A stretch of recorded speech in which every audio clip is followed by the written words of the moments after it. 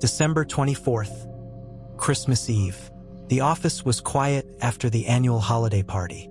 Most people had left, and the hum of the air conditioning was the only sound as I walked out to the nearly empty parking lot. The cold nipped at my face as I carried my secret Santa gift, a beautiful snow globe with a handwritten note that read, "To New Beginnings." I assumed the gift was from Matt, a friendly coworker who'd always gone out of his way to talk to me. But when I thanked him earlier, he looked confused and denied being my secret Santa. I shrugged it off, chalking it up to some playful anonymity. As I approached my car, I noticed someone lingering nearby. It was Matt. He looked nervous. "Hey," I said, startled but trying to sound casual. "Sorry," he said, his voice low. "I didn't mean to scare you. I saw someone hanging around your desk earlier today. Thought you should know." I frowned. "Who?" He hesitated, then shook his head. "Didn't get a good look. Just be careful, okay?" I nodded, feeling a little uneasy, but I thanked him and drove home. I woke up on Christmas morning to something strange. My front door was slightly ajar. My stomach churned as I stepped inside and saw the snow globe sitting on my kitchen counter. I knew I had left it at the office. My phone buzzed with a message from an unknown number. "Merry Christmas. Did you like your gift?" I felt a chill run down my spine and immediately called the police. They came, checked the locks, and told me there were no signs of forced entry. "Could be someone you know," the officer said. "Change your locks just to be safe." The days that followed were a nightmare. Small things in my apartment felt off. A window slightly open, my keys moved, a drawer left ajar. I convinced myself it was paranoia, but the feeling of being watched never left. On December 30th, I installed a security camera in my living room, hoping it would provide peace of mind. But when I reviewed the footage the next morning, my worst fears were confirmed. At 2:47 a.m., a man entered my apartment. He wasn't wearing a mask. He moved around casually, opening drawers, sitting on my couch, even running his hand over my table. Then he walked up to the camera.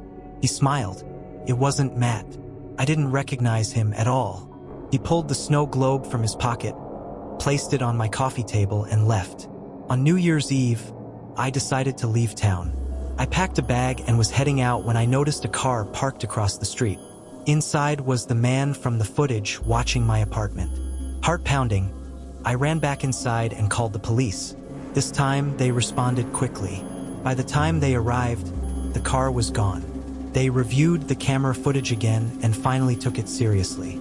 A week later, they arrested the man, a janitor who worked in my office building. He had made a copy of my keys after finding them on my desk weeks earlier. The officer told me he had been stalking me for months, leaving small, deliberate signs to make me uneasy. The snow globe was his way of toying with me, a calculated move to let me know he could come and go as he pleased. I moved to a new apartment after that. Even with him behind bars, I couldn't shake the feeling of being watched. But at least I knew I was safe.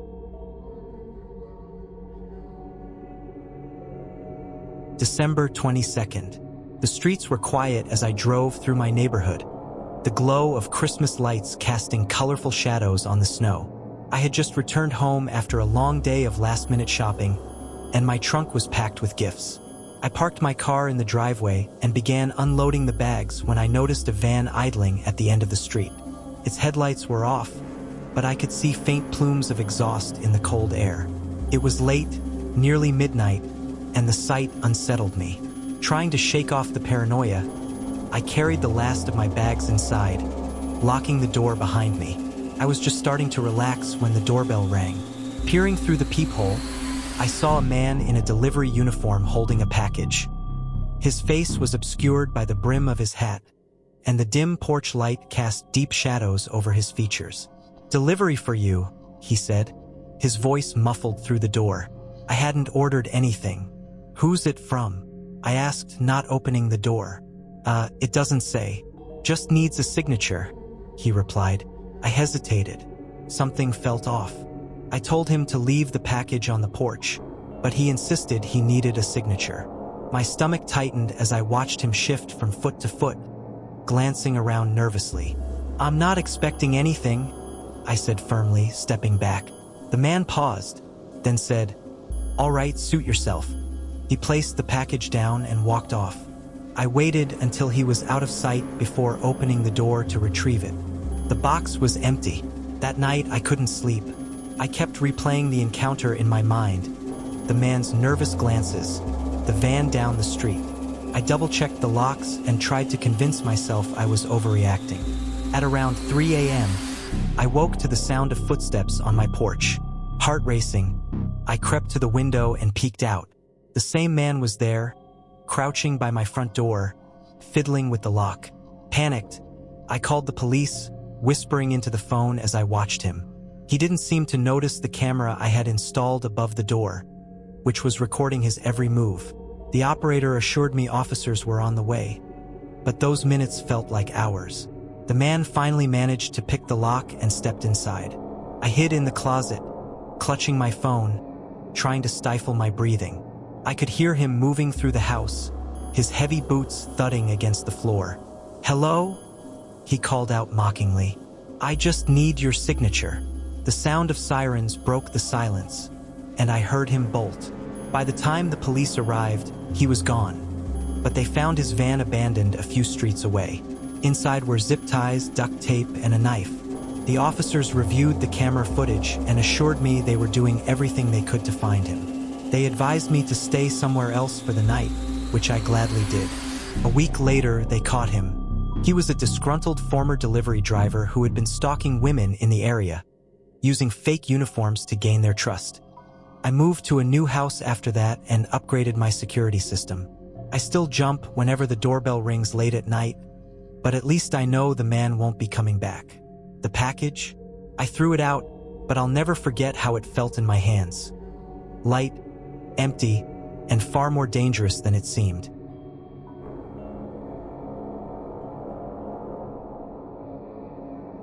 December 24th. The snowstorm hit harder than anyone expected. By the time I left my parents' house to head back to my apartment, the roads were barely passable. Thick snowflakes swirled in the headlights as I crept along the highway, clutching the steering wheel tightly. The streets were almost deserted, the world muffled by the storm. That's when I saw him. A man standing by the side of the road, waving his arms.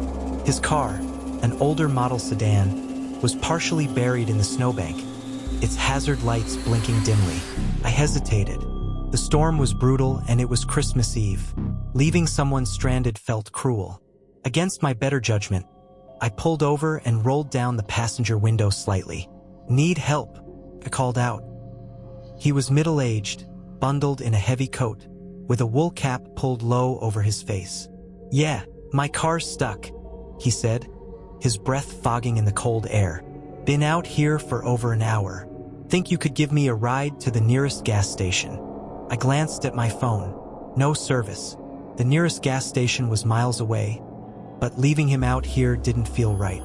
"All right, hop in," I said. He climbed into the passenger seat, brushing snow off his coat.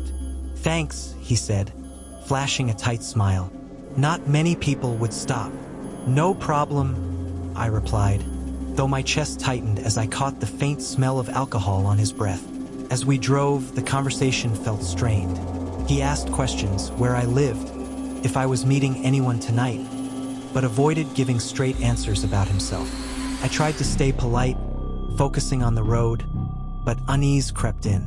10 minutes later, he pointed to a small, dark side road. "Turn here. It's a shortcut to the gas station." My grip tightened on the wheel. "I think I'll stick to the highway," I said, keeping my tone light. He frowned. "I'm telling you, this is faster. Don't you trust me?" Something in his voice made my stomach flip. "I'd rather stay on the main road," I said firmly. He didn't argue, but the air in the car grew tense. I could feel his eyes on me, studying me. Suddenly, he reached over and yanked the steering wheel, forcing the car off the road and into a snowbank. My heart pounded as the car skidded to a stop. "What the hell are you doing?" I shouted. He didn't answer. Instead, he pulled a knife from his coat pocket, the blade glinting in the dim light. Out of the car, he said calmly. I raised my hands, trying to think fast. Take the car. I won't call anyone, I swear. He shook his head. Not about the car. Get out. My mind raced as I unbuckled my seatbelt, my breath coming in shallow gasps. The keys were still in the ignition, but I couldn't make a move without him noticing. Then headlights appeared in the rearview mirror. Another car was approaching. He froze, his grip on the knife tightening. Don't say a word, he hissed. The approaching vehicle slowed as it pulled alongside us. A man rolled down his window. Everything okay here? He called out. I didn't hesitate. Help me. He has a knife. I screamed. The stranger in the other car reacted quickly, reversing and positioning his car to block the road. The man in my passenger seat panicked, opening the door and running into the woods. The police arrived 20 minutes later, after the driver of the other car called them. They searched the area but couldn't find the man. They told me he was likely a drifter, someone who took advantage of the storm to prey on vulnerable drivers. I never found out who he was, and I didn't want to. The police promised to patrol the area, but I didn't feel safe until I moved out of state months later. That Christmas, I learned that kindness can sometimes be dangerous. Now, when I see someone stranded, I think twice before stopping. And I always lock my doors.